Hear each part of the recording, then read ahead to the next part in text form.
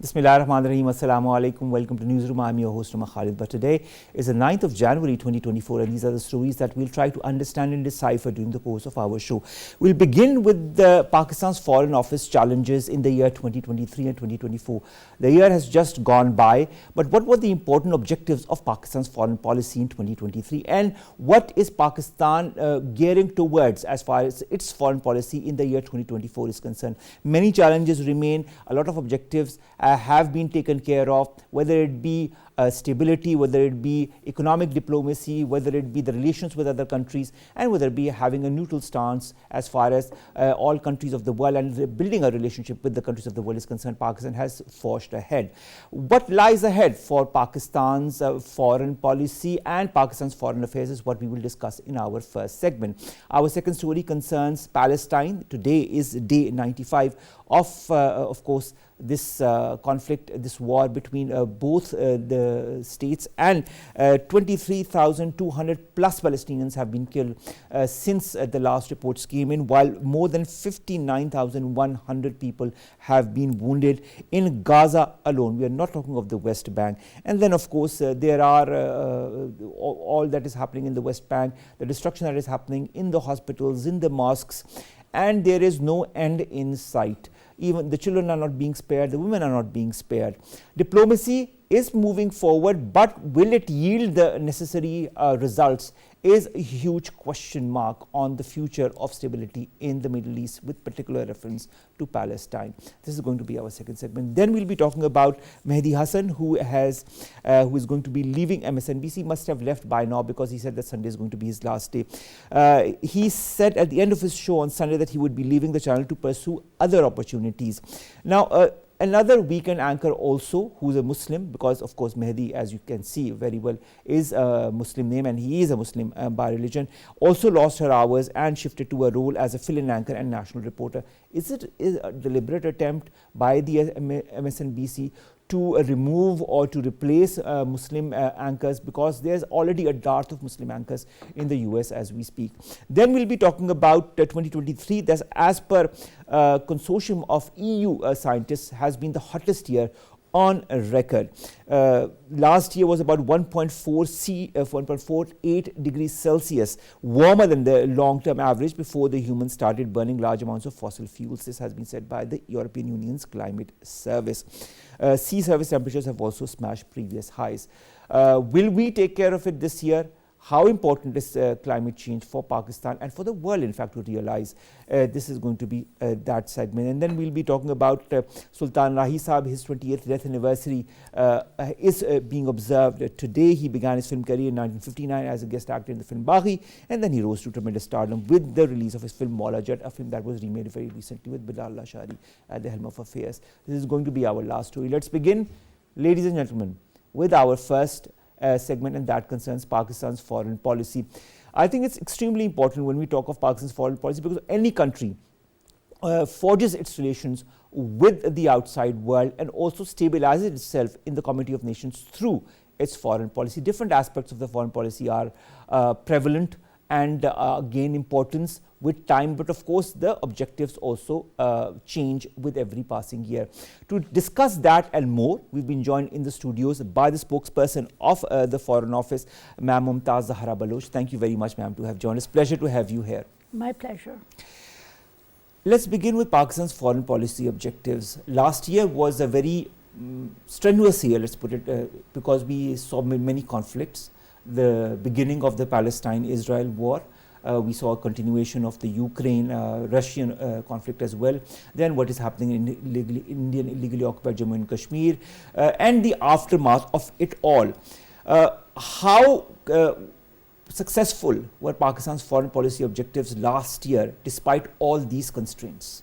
Thank you very much. You're absolutely right. 2023 was a happening year for Pakistan's diplomacy. There were many developments around us, globally, in our region, in our near regions, and at the same time there were many expectations that the people of Pakistan had from our government and from the Foreign Office, for which the Ministry of Foreign Affairs had to fulfill certain obligations. In terms of our priorities, our focus was to expand Pakistan's relations and solidify our friendships around the world, in all regions of the world, whether it is our own neighborhood or it's Central Asia, East Asia, Middle East, Europe, even Africa was an area of special attention for Pakistan's foreign policy. The objective was to expand our relations with these countries, to solidify our economic and trade cooperation, and to ensure that we have a solid basis for further cooperation in coming years.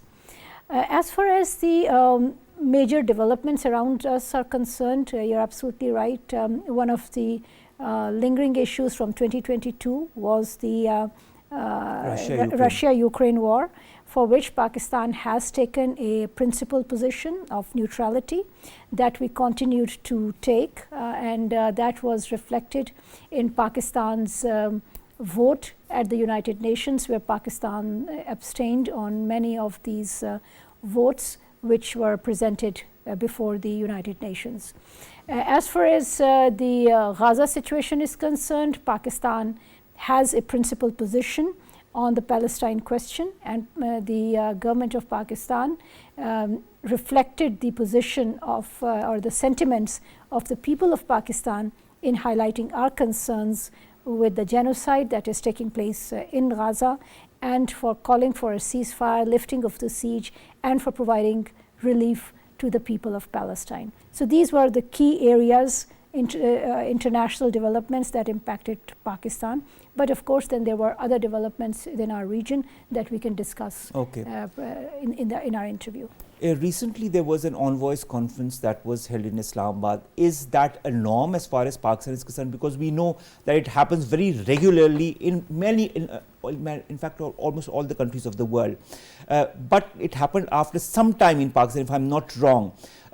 Is this going to be a norm now? Every year we're going to have one envoys conference? You're absolutely right that this is a normal practice in diplomacy, that we hold such consultations with our envoys who are stationed in various important capitals.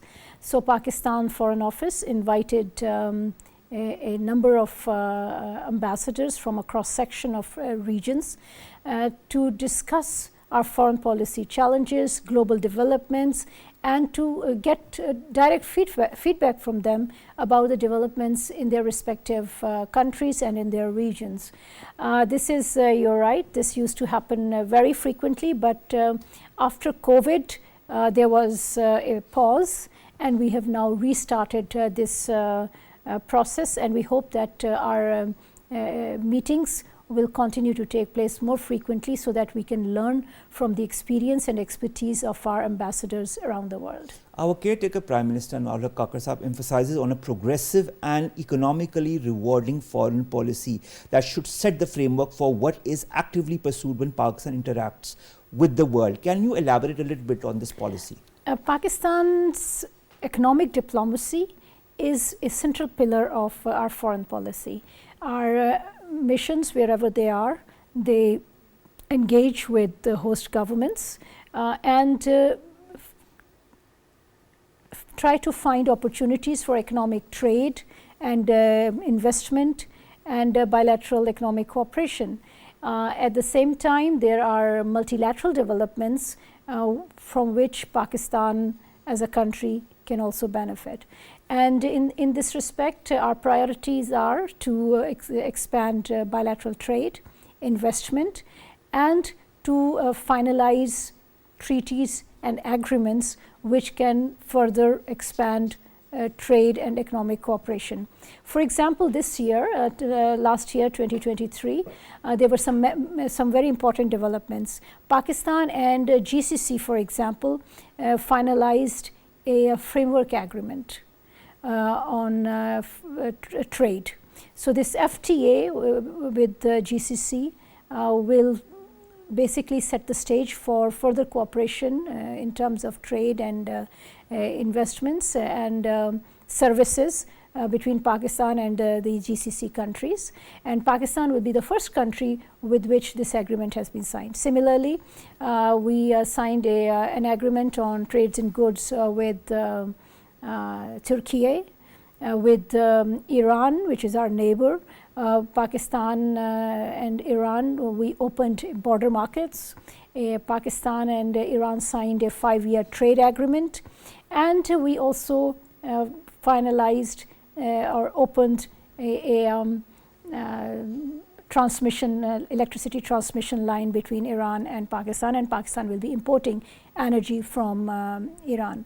Last year also we celebrated 10 years of CPEC, so that is again a recommitment of Pakistan and China for economic development, which will benefit the peoples of both Pakistan and China. So these are some of the economic priorities which we followed in 2023. All right. Our caretaker Prime Minister also says Pakistan will continue to stand for international law and purposes and principles of the United Nations Charter, mainstreaming economic diplomacy and supporting the Palestinian cause. Let's talk about standing for international law and purposes and principles of the United Nations Charter. What are the guidelines across these? See, Pakistan is a member of the United Nations, and we subscribe to the UN Charter, and one of the initial directions that Pakistan took ever since we joined the United Nations back in 1947 was to uphold the UN Charter and its purposes and principles. And we believe that it is very important that the international community should continue to emphasize on multilateralism, on international law, on international principles and purposes and principles of the UN Charter, and that is what guides Pakistan's foreign policy, whether it is in bilateral context or it is in our multilateral engagements with multilateral organizations around the world. One of the basic pillars of our foreign policy is also to champion the cause of the Kashmiris, especially in respect to the illegally occupied Jammu and Kashmir. Our Prime Minister also has underlined that Pakistan will always champion the cause of the Jammu and Kashmir and the resolution of this dispute as per the resolutions enshrined under the United Nations. What have we done in 2023, and what should be, I'm just asking you, what is our foreign policy vis-a-vis the illegally held valley? The one thing that we should be very clear about is that Pakistan has always taken a principled position with respect to the right of self-determination of the Kashmiri people. In fact, Pakistan has consistently taken its principled stand for right of self-determination for all peoples who are under foreign occupation, and that is a basic tenet of international law, and Pakistan continues to uphold it. And this year, like every year, Pakistan highlighted this principle of international law at all international forums, whether it was the UN General Assembly, United Nations Human Rights Council, and other United Nations bodies. OIC, where OIC, as you know, in OIC, our leadership participated in important meetings, including the meeting of the Council of Foreign Ministers, where our former Foreign Minister attended. Kashmir is always a key agenda item, and Pakistan continues to uphold that. And for that, there were 2 meetings of the OIC contact group on Kashmir this year. Similarly, the special envoy of Secretary General of OIC visited Azad Jammu and Kashmir and the line of control and saw for himself the situation in Kashmir and the problems that the people of occupied Jammu and Kashmir face because of the Indian oppression. And this is something that Pakistan has been doing for the last several decades, and Pakistan will continue to do it in going forward.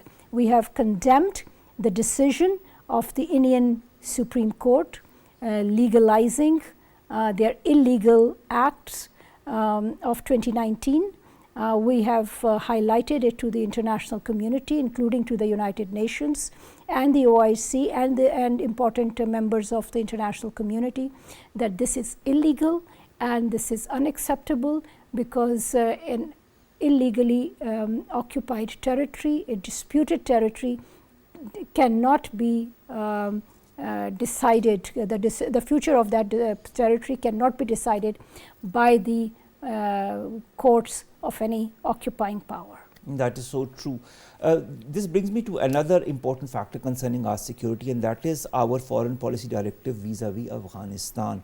What has that been in 2023, looking at all the challenges, especially concerning our security and the elements that have been entering Pakistan through the borders and through from Afghanistan, and what are the expectations as far as this year is concerned, as far as our relations or our policy towards Afghanistan is concerned? Pakistan has always said that we would like to have friendly and cooperative ties with the people of Afghanistan, and that is what Pakistan has always endeavored to do. We opened our homes and our hearts for the people of Afghanistan whenever there was civil war or strife or other issues within Afghanistan. And millions of Afghan refugees have continued to stay in Pakistan with exemplary generosity and friendship of the people of Pakistan.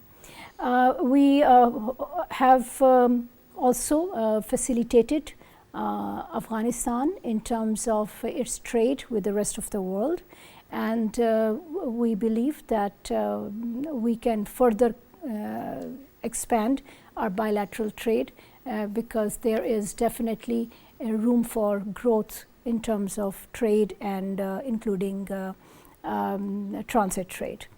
We have only one issue, and that issue that Pakistan has is the threat of terrorism that we have seen grow in recent months, and our security forces and our police officials have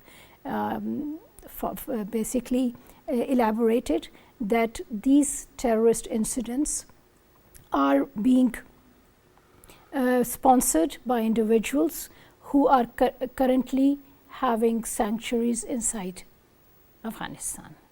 And we have called on the Afghan authorities to take effective action against these terrorist groups so that Afghan territory is not a threat to Pakistan.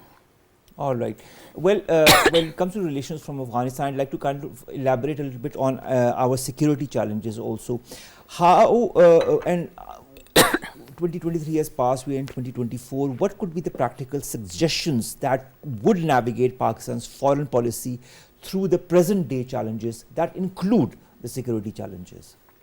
See, Pakistan has emphasized that we would like to have friendly relations with all countries around the world. And this is a basic tenet of Pakistan's foreign policy, and we will continue to do so in coming months and years.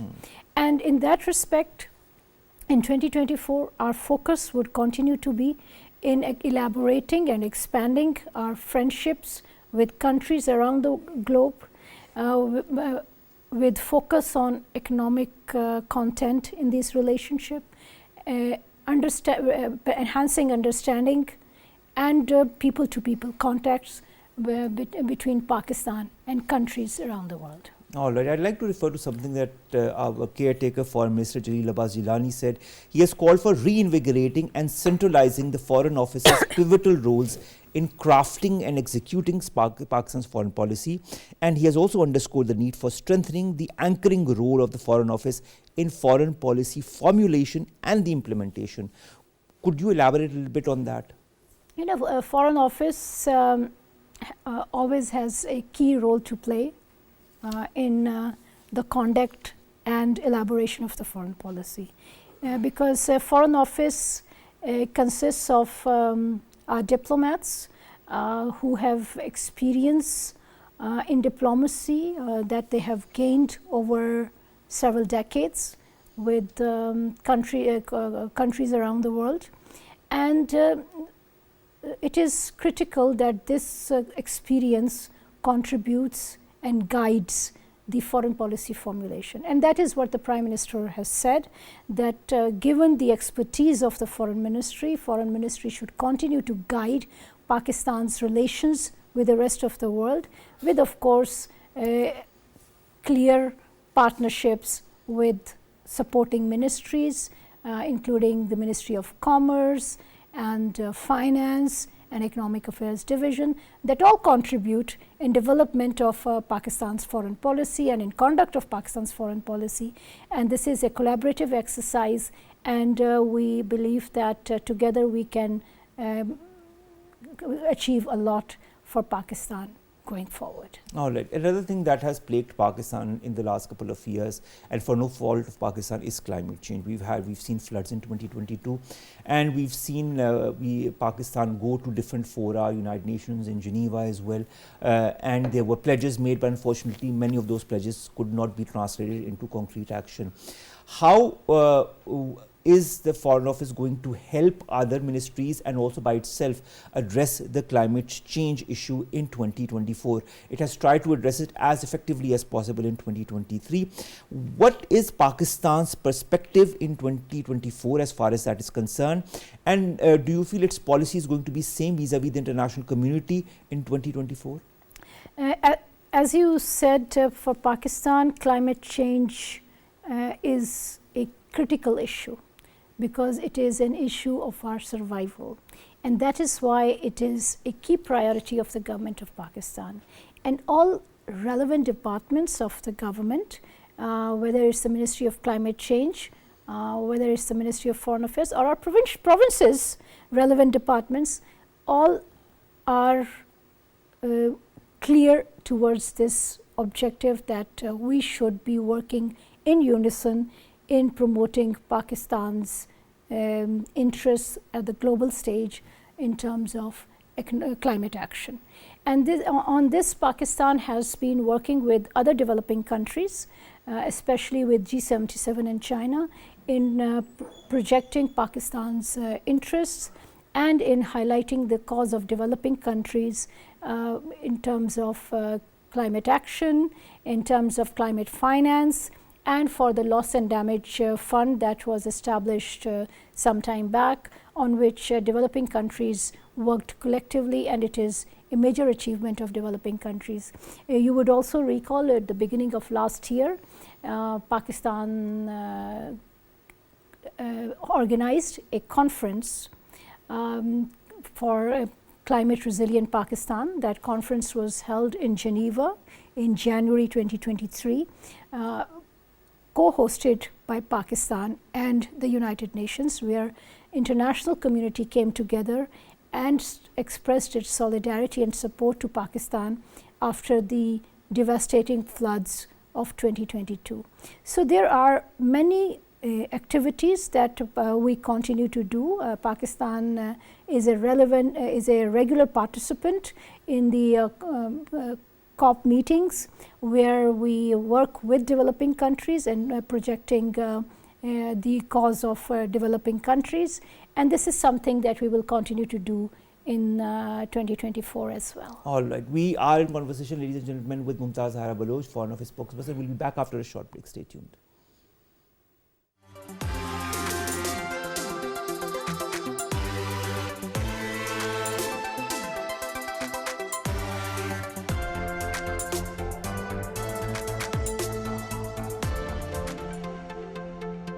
We are back and we are discussing Pakistan's foreign policy objectives in 2023 and what lies ahead as far as Pakistan's foreign affairs in 2024 are concerned. And we've been joined by the spokesperson of the Foreign Office of Pakistan, Mumtaz Zahra Baloch, who is here with us in the studios. We were just talking about climate change, and of course your point of view is extremely important because Pakistan's role has been important, and the fact that the world needs to also realize that countries like Pakistan need as much of assistance as possible for no fault of their own, because Pakistan is not a carbon emitter.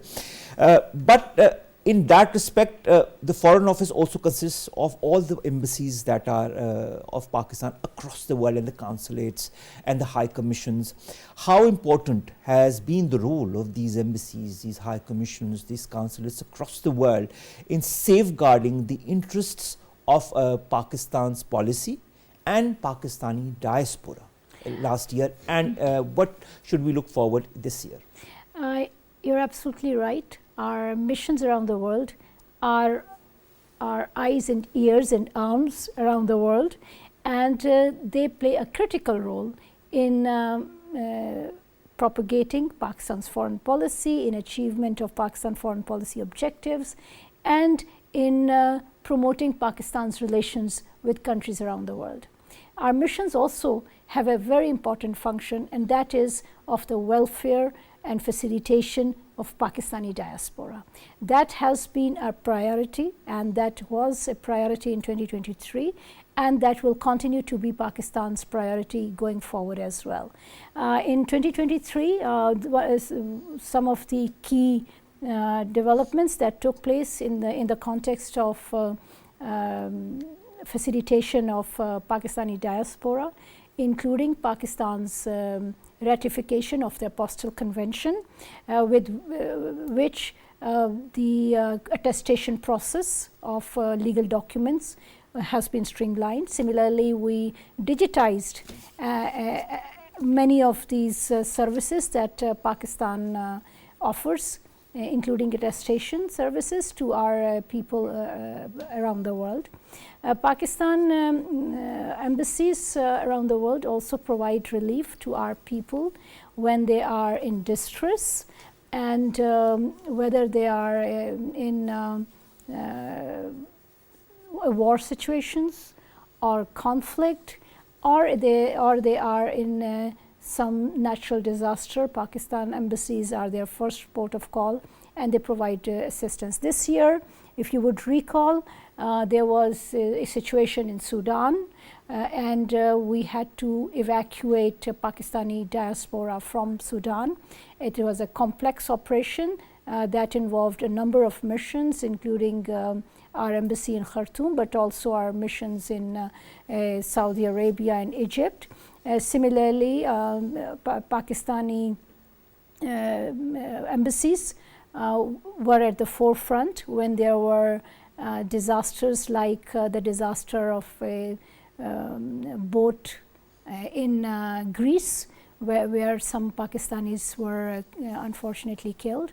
So Pakistani embassy, as always, was the first port of call in evacuation of Pakistanis and retrieval of bodies. Another thing that is very important is Pakistan's image perception that has been time and again tainted by countries like our not so friendly neighbor India. How important is the role of the Foreign Office and all the embassies and consulates to portray Pakistan's soft image and Pakistan's true image? You're absolutely right. It is the important thing is to project Pakistan's true image.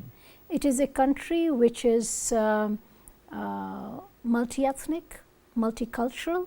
It is a country which is pluralistic, where women have made great advances, and where we have a very rich culture, and this is something that our missions around the world have been highlighting, and that is something that we will continue to project going forward as well. How important is our foreign policy objective or principles vis-a-vis lending organizations such as the IMF and our long-standing relationship with them? First of all, these relationships, as you referred to, these relationships have been developed over several years, And it is not just IMF, but also the World Bank, Asian Development Bank, Asian Infrastructure and Investment Bank. So there are many international development institutions and financial institutions with which Pakistan has developed its relations over the last several decades. It is the Ministry of Finance that takes the lead in these relations with the supporting role of the Ministry of Foreign Affairs. And it is in the end the decision of the government of Pakistan whether we want to go to any of these financial institutions for support to our economy. And last year it was again a very important year in terms of our engagement with IMF, because last year was a difficult year for Pakistan economically. So there was a focus on Pakistan's economic development and in elaborating and expanding our financial and economic engagements with countries around the world and with these important institutions. And going forward, it will depend on Pakistan's economic strength and the decisions of the government of Pakistan. Finally, what are the major foreign policy challenges that lie ahead this year? Some of the key challenges that Pakistan faces will continue to guide our foreign policy. The most important thing that we face right now is the issue of security, and Pakistan will continue to work with its neighboring countries, but also more importantly with countries around the world to fight terrorism, to ensure that international terrorist organizations do not have a foothold in Pakistan and they do not threaten Pakistan's security. The other thing that Pakistan faces is some economic challenges, and for that our missions around the world will continue to work with the government to expand our trade and investment relationships. And in that respect, as you know, SIFC has been established, and there are certain areas which have been identified for investment. And our missions are under directions to further promote collaboration and investment in these special fields. And again, these would be some of the priorities that our missions will have. We wish you all the very best, Mumtaz Baloch, and our Ministry of Foreign Affairs, so that all these objectives are completed and completed successfully and more this year as well. Pakistan's Foreign Office has always played a very important role for Pakistan's image perception, Pakistan's foreign policy, Pakistan's economic diplomacy, and basically the way Pakistan stands amongst the Committee of Nations is somehow, somewhere, brought about by the efforts of the Foreign Office and all of its personnel. Thank you very much, ma'am, to have joined us for this very, very important segment of 2023, 2024 and the foreign policy challenges. Thank you, ma'am. Thank you. Let's come to our second story, and that concerns the Israel-Palestine conflict, which has entered its 95th day. More than 23,200 Palestinians have been martyred by the Israelis, and of course more than 59,100 have been wounded. We've been joined by Dr. Farah now. She's a foreign affairs expert and she's online with us. Thank you very much, Dr. Farah, to have joined us. Dr. Farah, when you look at the casualties in Palestine, do you feel this brutal massacre is going to see any end anytime soon? Thank you, Omar, for having me on your show. If I look into the way this brutality or this genocide is taking place, I don't see an end to it unless and until, according to the Israeli plan, they wipe off all Palestinians from the Gaza territory and they get hold of Gaza, right?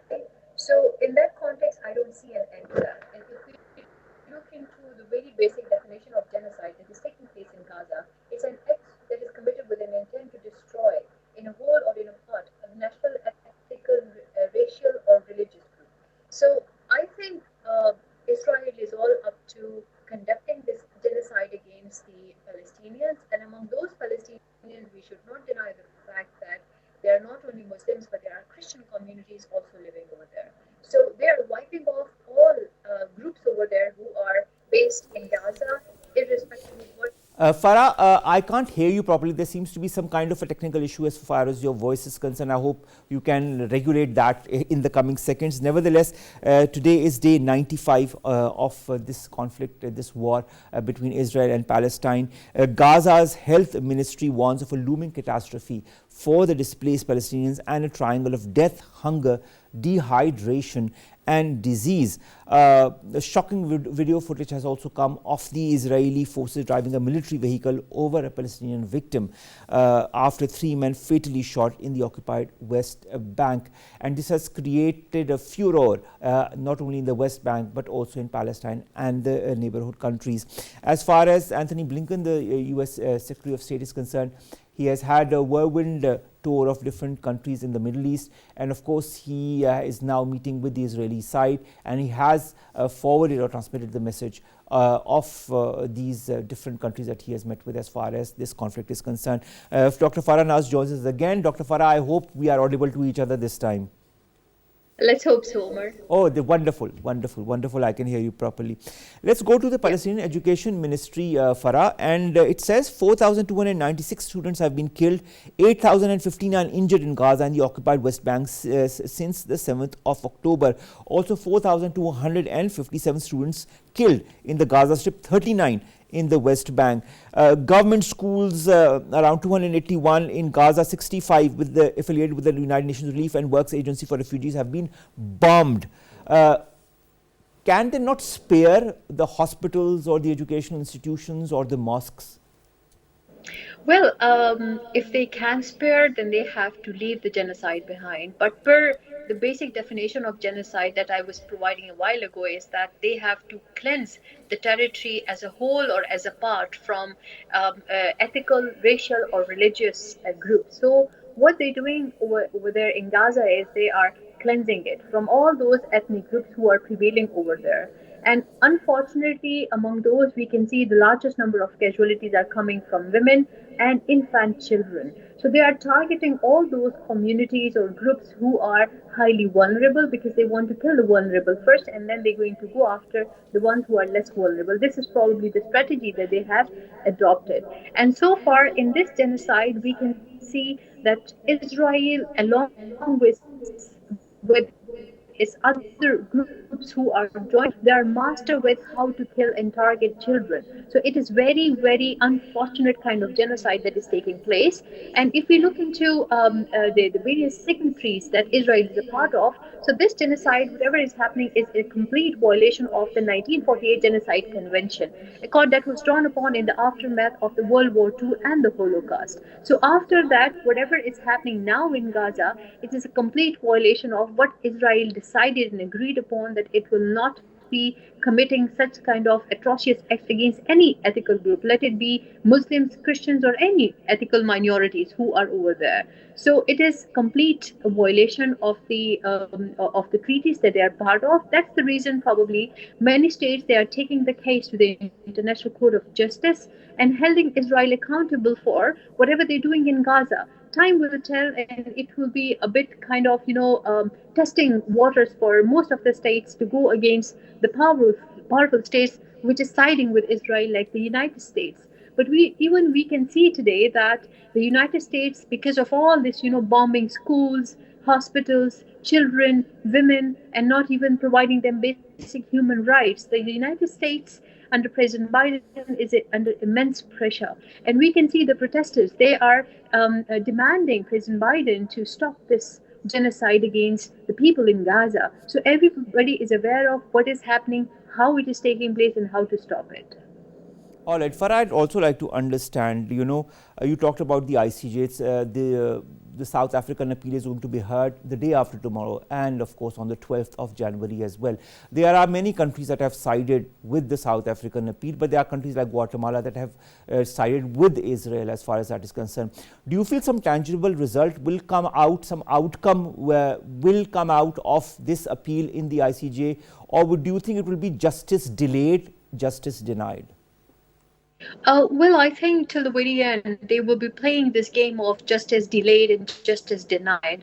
But I think this is a very deciding factor for the international community and for the world at large. The new world order that we are seeing, there is a barbarity where there is lots of, if you follow social media handles and platforms, we can see that there's a lot of discussion going on about the champions of human rights cannot demand democracy, democratic values, fundamental rights, where they are themselves are in violation of those rights.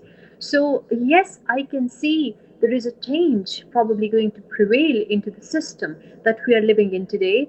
Probably the value of human rights that is really, really gone too low into, I've never seen human beings this low ever in the history. Of course, the world has seen several wars like World War One, World War Two, and then the Cold War, and then we had, state to state conflicts as well.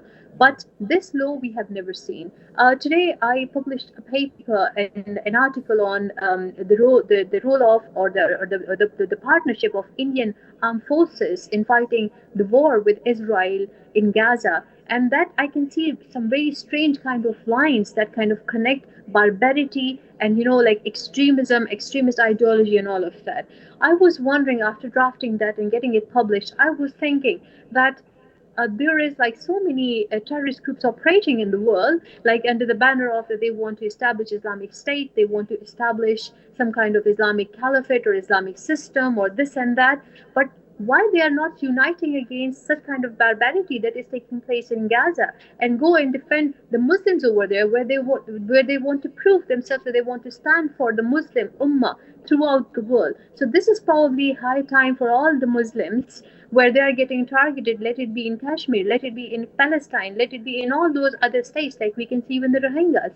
So wherever they are getting targeted, probably this is time that everybody gets united and stand too strong with one another that nobody can look into their eyes one more time. So probably it will be a bit slow process for now because there is a huge change expected. Either humanity will be gone to the bin forever, or if there will be a change where humankind and human beings will be taken equally, and with equality and peace we can sustain. Seems to be hard, but I think we are on the way. Farah, there seems to be quite a similarity between the way the Indians are operating and the Israelis. I'd like to refer to this video footage. I hope you don't watch it, but it's quite shocking because it captures Israeli forces driving a military vehicle over a Palestinian victim after 3 men are fatally shot in the occupied West Bank's Tulkarem region. To what extent, in your point of view, will Israel go as far as its barbarism and brutality is concerned?